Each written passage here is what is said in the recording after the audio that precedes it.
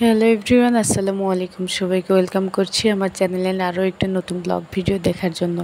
আমরা আলহামদুলিল্লাহ ভালো আছি। আশা করি আমার ভিউয়ার্স আপু ভাইয়ারা আপনারা সবাই ভালো আছেন আল্লাহর অশেষ রহমতে। আর এখন যে পরিমাণে গরম পড়ছে, ভালো না থাকারই কথা। গরমের অত্যাচারে সবার জীবন একদম একদম তেজপাতা হয়ে গেছে। এত পরিমাণ গরম পড়ছে, শুধু পানি খেতেই মন চায়, কোনো খাবার দাবার একদমই ভালো লাগে না। রাতে ঠিক মতো তো ঘুমই হয় না, আর একদিকে তো আছে কারেন্টের অত্যাচার। তারপরেও এখন মোটামুটি আলহামদুলিল্লাহ কারেন্ট একটু ভালোই আছে বগুড়ায়। আর এই যে ভিউটা দেখাচ্ছি, এটা হলো আমার বড় আপুর বাসায়। আর আমার বড় আপুও বগুড়ায় আসছে, রিসেন্টলি ভাইয়া ট্রান্সফার হয়ে আসছে, তো তারা বাসা নিয়েছে বগুড়ায়। তো ওখানে গিয়েছিলাম। তো ওর বাসাটা এখনও গোছগাছ করা হয় নাই, যার কারণে বাসার ভিউটা শেয়ার করি নাই। তো তারপরে আমরা চলে গিয়েছিলাম বাণিজ্য মেলায় আমার আপুদের সাথে নিয়ে। ভাইয়া ছিল না, আমার হাজব্যান্ডকেও নিয়ে যায় নাই, ও গ্রামের বাড়িতে গিয়েছে, ভাইও গিয়েছে। তো আমরা দুই বোন মিলে ভাবলাম একটু ঘোরাঘুরি করে আসি, আমার বোনের বাচ্চারা আর আমি আর আমার মেয়ে। তো সন্ধ্যার একটু আগ দিয়ে গিয়েছিলাম মেলায়। তো মেলায় গিয়ে এত মানুষ আর এত ভিড়, আর গরমে তো একদম জীবন অস্থির। আর এইতে আমার মেয়ে ছোটাছুটি করতেছিল, যা দেখতেছিল সেটাই ওর নেওয়া লাগবে এবং নিয়ে দিতেই হবে। তো আমি বলতেছিলাম যে আমি আর কখনো তোমাকে নিয়ে কোথাও আসবো না। তো ওর এটা শুনে একটু মন খারাপ হচ্ছিল, তখন বলতেছিল আম্মু আমি আর কিচ্ছু নিতে চাইবো না। ওর শুধু মানে যেগুলো জিনিস আমি খাওয়াবো না, খাওয়াতে চাই না, ওই জিনিসগুলো ওর খাওয়ার প্রতি বেশি আকর্ষণ। তো যাই হোক, মেলার মধ্যে আর বেশি কিছু ভিডিও করি নাই। আর আমার বোন বলতেছিল এত কিছু ভিডিও করার দরকার নাই, রাখো, করার দরকার নাই, হয়েছে মেলায় ঘুরতে আসছি, ঘোরাঘুরি করে বাসায় চলে যাব, ভিডিও করার কি দরকার। তো তারপরে আমি একটু শেয়ার করছি আপনাদের সাথে। তো সেদিন রাত্রে আমি আর ছিলাম না, আমার বোনের বাসায় চলে আসছিলাম, যেহেতু আমি আগের দিন গিয়েছি। তো রাত্রেবেলা আমি বাসায় চলে আসছিলাম। আর এটা হলো আমার 2 দিনের ব্লগ। বুধবার আর বৃহস্পতিবার সারাদিন যা কিছু করেছি এটাই আপনাদের সাথে শেয়ার করছি একটু করে। তো আজকে আমি রান্না করব হচ্ছে বড় যে কই মাছ ছিল সেটা বেগুন আর আলু দিয়ে ঝোল। আর বাড়ির পুকুর থেকে, গ্রামের পুকুর থেকে মাছ নিয়ে এসেছিল আমার হাজব্যান্ড, বাটা মাছ, তেলাপিয়া মাছ। ওই মাছগুলো আমি ভাজি করব, কারণ ভাজি মাছ খেতে আমার মন চাচ্ছিল, আমার ভালো লাগে ভাজি মাছ খেতে, আর আমার মেয়েরও অনেক পছন্দের।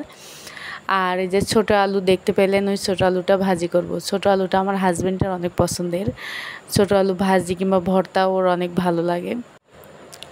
তো ভিউয়ার্স, আমার চ্যানেলে যারা নতুন আছেন প্লিজ প্লিজ আমার চ্যানেলটিকে সাবস্ক্রাইব করবেন। আর হ্যাঁ, অবশ্যই আমার ভিডিওটিতে একটি লাইক দিবেন। আর যারা অলরেডি সাবস্ক্রাইব করেছেন তাদেরকে অসংখ্য ধন্যবাদ। আর আপনাদের একটা লাইক, একটা সাবস্ক্রাইবই আমাকে সামনে এগিয়ে যেতে সাহায্য করবে। সো প্লিজ আমার চ্যানেলটিকে সাবস্ক্রাইব করবেন। তো ভিউয়ার্স, আপনারা আমার ভিডিওটি দেখতে থাকুন, ফিরে আসছি কিছুক্ষণ পরে।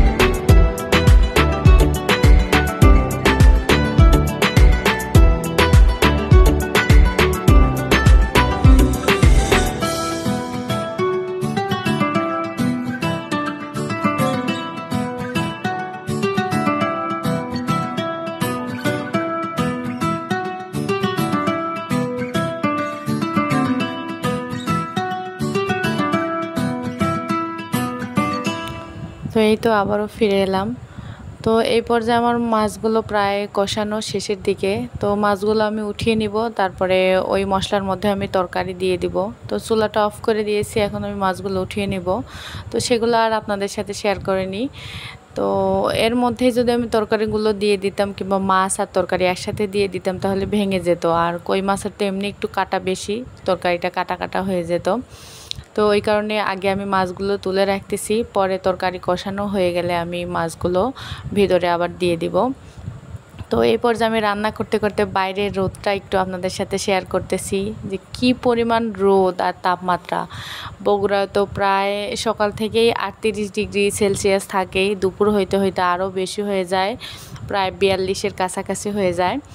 তো আমি তো মাছগুলো ভেজে নিচ্ছিলাম, আর বাইরে বারবার তাকাচ্ছিলাম যে কি অবস্থা, একদমই বৃষ্টি নাই, আল্লাহই জানে কবে বৃষ্টি হবে। তো ভিউয়ার্স, আজকের মতো আমি এখানেই বিদায় নিচ্ছি। আল্লাহ হাফেজ।